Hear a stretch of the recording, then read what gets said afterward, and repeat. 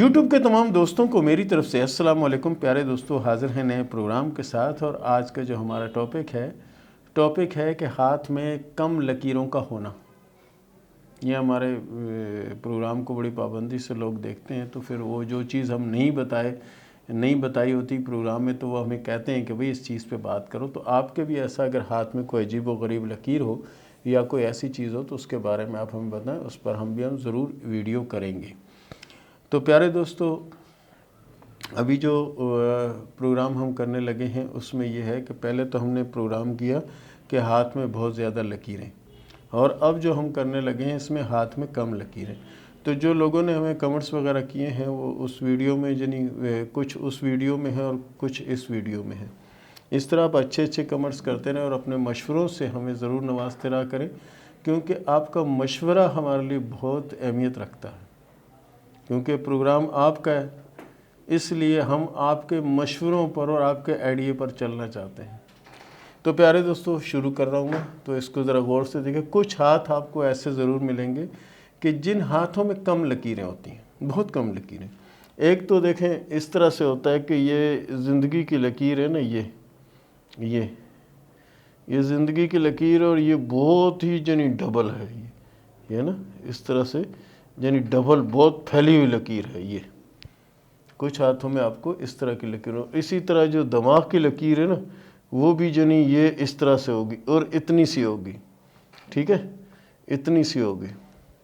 اور اس طرح جو دل کی لکیر ہے وہ بھی یہ سمجھ لیں کہ اس طرح سے ہوگی، اس طرح سے پھیلی ہوئی لکیر ہوگی، موٹی لکیریں جو ہوتی ہیں وہ۔ اور قسمت کی لکیر کا یہاں سے یہ کوئی شاخ ہے تو پھر آگے کچھ ایسا ایک ہے، اس طرح سے اس کے ہاتھ میں ہوگی۔ جن ہاتھوں میں ایسی لکیریں ہوتی ہیں، جس طرح پھیلی ہوئی لکیریں میں نے بنا کر آپ کو بتائی ہیں، اور اسی طرح بہت کم لکیریں، ہاتھ میں لک لین بھی نہ ہونے کے برابر، کبھی چل پڑی تو کبھی نہیں چلی، اس طرح یہ ہاتھ ہوتے ہیں جفاکش مزدور لوگ آپ نے دیکھا ہوگا، جیسے گڑھے وغیرہ کھودتے ہیں، شٹرنگ وغیرہ کا کام کرتے ہیں، یا پھر کوئی سخت کام کرتے ہیں۔ ایسے جو لوگ ہوتے ہیں دماغی صلاحیتیں جو ہے اس سے محروم ہوتے ہیں۔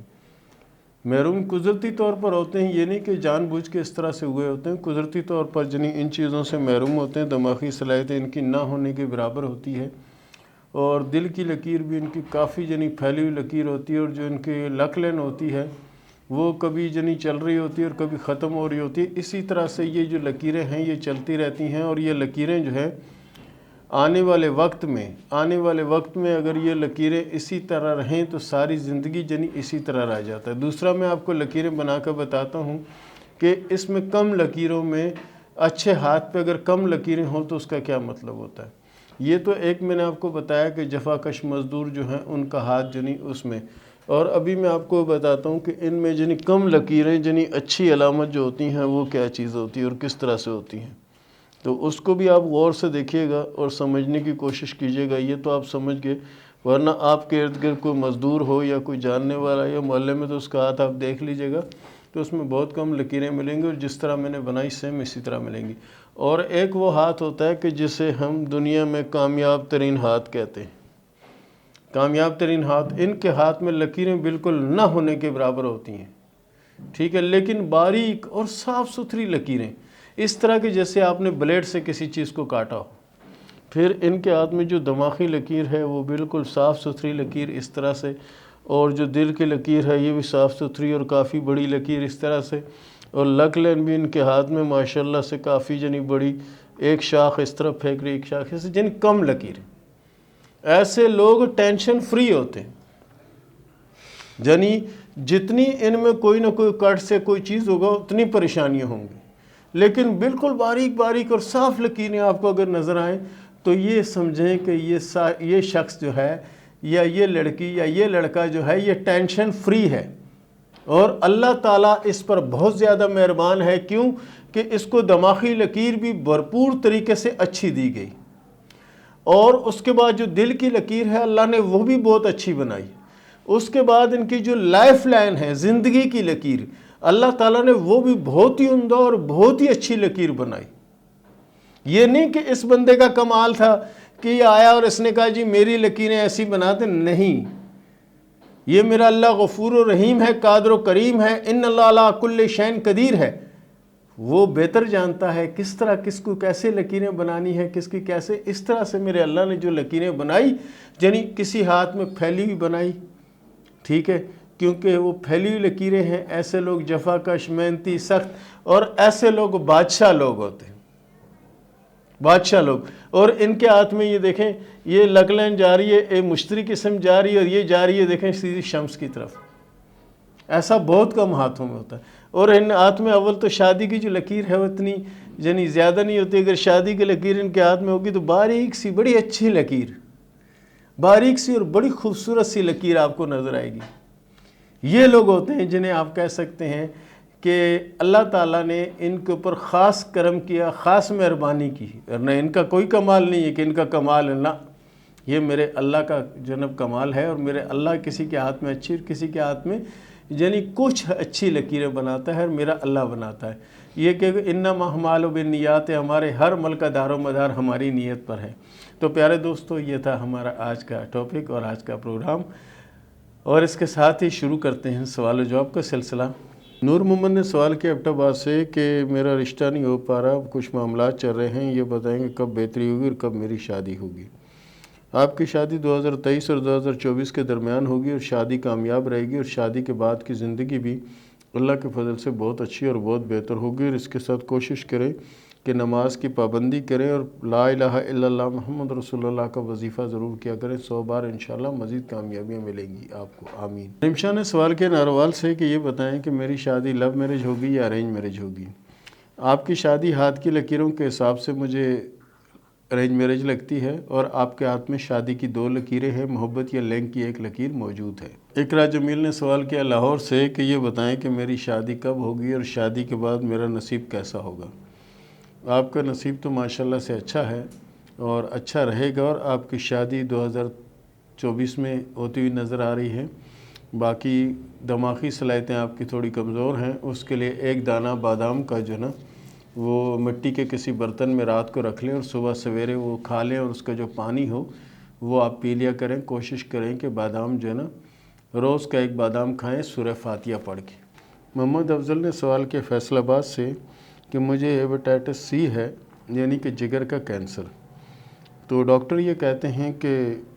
دوسرا جگر لگا لیں گے، لیکن میری مالی پوزیشن اتنی نہیں ہے کہ میں دوسرا جگر لگوا سکوں، یہ بتائیں کہ مجھے شفا ملے گی یا نہیں؟